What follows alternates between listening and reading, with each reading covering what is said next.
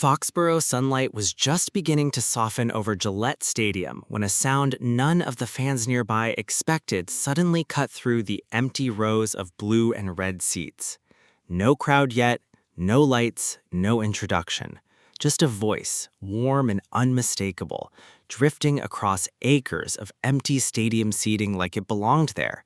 And in that quiet, half-empty arena, one figure with wind-tossed golden hair turned toward the open field like he already knew people were watching. Hello, Army. Welcome back to BTS on 7. Today we're stepping into one of those rare unscripted moments that fans live for, a sound check. Not a stage performance, not a polished music video, but something raw and somehow more intimate.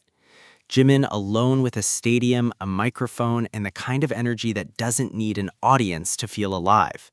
This was day 2 of Soundcheck, ahead of the Foxborough stop on the BTS World Tour. And if day 1 gave fans a glimpse, day 2 gave them a full story. Let's set the scene. Gillette Stadium, hours before showtime. The seats stretch out in long rows of navy and crimson, completely empty, waiting.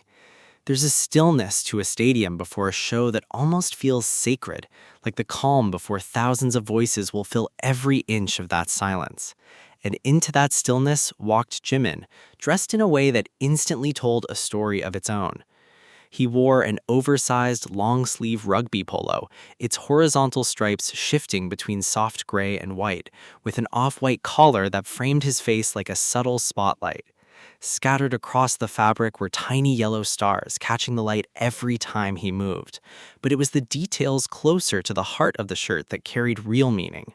A laurel wreath emblem stitched with the words 2307 Camp, and just beneath it, in bold lettering, the word Leader. Whether intentional styling or simple coincidence, fans couldn't help but notice how fitting that word felt, stitched right over his chest as he stood commanding an empty stadium like it was already full. Below, he wore wide-leg denim pants in a loose, relaxed fit, treated with a bleached, acid-wash finish that gave them a pale, almost weathered gray tone. The kind of denim that looks lived in, comfortable, unbothered by perfection. On his feet, chunky suede work boots in a deep brown, thick-soled and sturdy, grounding the entire look in something practical, something built for hours of walking a massive stage. A simple stud earring caught the light now and then, and in his hand he held the tool of his trade, a silver stage microphone, already an extension of himself before a single note of the real show had even begun. What made this moment so captivating wasn't just the outfit, though. It was the way he moved through that space. In one instant, caught from behind, his hair fell loosely around his neck, damp strands catching a breeze as he faced the upper deck, almost studying the stadium the way a painter studies a blank canvas. There was no performance in that moment, just quiet focus, a private exchange between an artist and the space he was about to fill with sound. Then, everything shifted. His hand rose into the air, fingers loose, arms stretching upward like he was already reaching for the crowd that hadn't arrived yet. His mouth opened in something between a laugh and a shout, pure, unfiltered joy breaking across his face. It's one of those expressions that fans instantly recognize, not a camera-ready smile, but a real one, the kind that sneaks out when someone genuinely loves what they're doing. Many fans watching this moment circulate online said it reminded them exactly why they fell for him in the first place, not the polish, but the honesty underneath it. As the check continued, the wind picked up, tossing his hair across his forehead, catching strands of gold and ash gray in the fading daylight.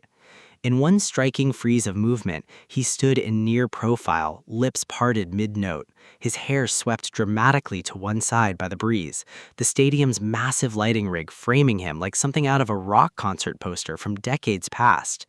It's the kind of image that doesn't need filters or effects, just good light, good voice, and a performer who knows how to exist fully in a moment, even when no one is technically watching him yet. There's something almost cinematic about watching an artist prepare before the actual magic happens.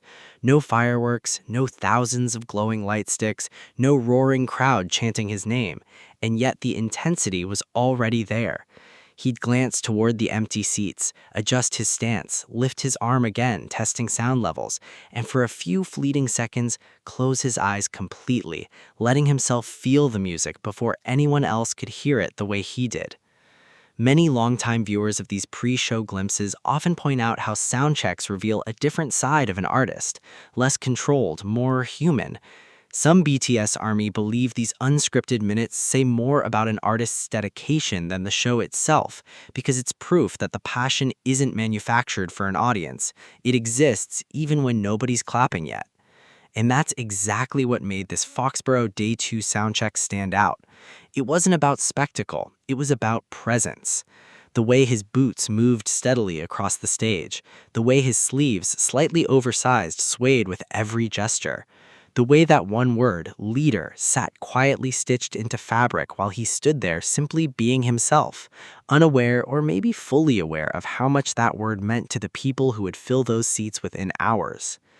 As the check moved forward, there were flashes of playful energy too, moments where he seems to catch himself smiling at nothing in particular, maybe at a sound cue, maybe at a memory, maybe just at the strange, wonderful reality of being back on tour, back in front of a stadium about to hold thousands of people who traveled from all over just to hear him sing live.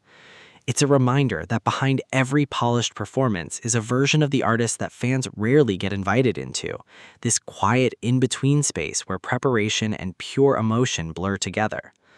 By the time the light began shifting into that golden late afternoon glow, his hair looked almost silver blonde, catching every beam like it had been styled by the sunset itself. Whether he realized how much attention these unscripted seconds would receive once shared online, one thing was clear. There was nothing performative about this.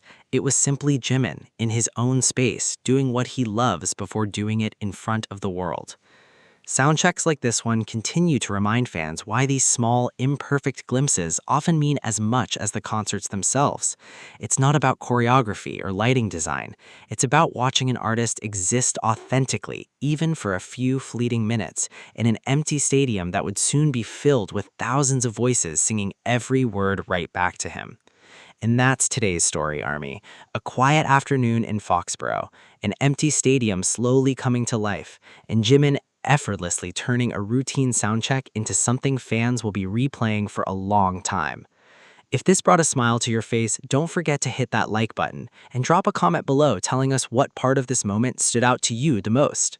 Make sure you're subscribed to BTS on 7 and turn on notifications so you never miss another update on Jimin and the rest of the story unfolding on this tour. Thank you so much for watching, Army. Until next time, take care and we'll see you in the next one.